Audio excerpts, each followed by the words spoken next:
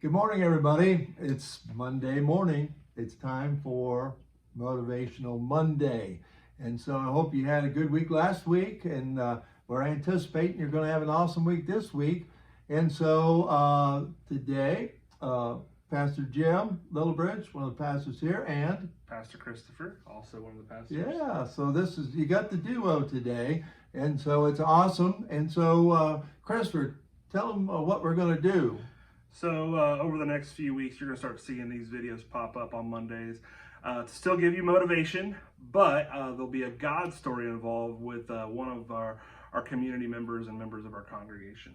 So it'll be exciting. Yes. It's always good. And it was awesome when Christopher shared his God story last week. And so I know you were inspired by that.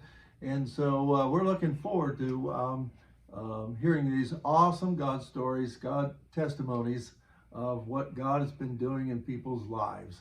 And so with no further ado.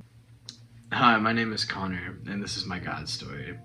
For me, Jesus has been a guide through my dark times. So I'm 18, I'm going to Rosedale Bible College, but I haven't always been involved with church, but here I am. So when I was younger, when I was like 5 or so, I used to go to church all the time with my mom and whatnot. And then when she stopped going, I stopped going, and there was probably like 9 or so years in there, and I just never stepped foot back into church. I was just on my own, doing my own thing, just kind of being me. And then when I was about 14 or so, my friends invited me to youth group, so I went to youth group with them and kind of made a connection with people and the youth pastors and everything like that. And it was nice. It was fun. It was good having people there for me, someone in my corner. And that year, when I was my first year in youth group, I went to Ignite, which is it's a youth camp, and I had a come to Jesus moment or an encounter with God, and it drew me to be closer to my family, or to bring back or get involved with people I haven't talked to in a while in my family, and grow connections that may have been bad or cold or whatever. And then about after Ignite, maybe a couple of months, I stopped getting involved with church, and I started working and doing other things, and just kind of fell off of being religious. And it was like that for a couple of years. And then when I was 16, I started playing a lot of guitar, getting super involved with praise team and worship band. And it was fun to have that kind of connection with everybody, and being with a bunch of people who enjoyed music and enjoyed singing and playing, and just being there with God and praising Him in good ways. And after about a year or so, I started getting really bad depression and anxiety. And before COVID started, I was probably at my worst state and everything like that.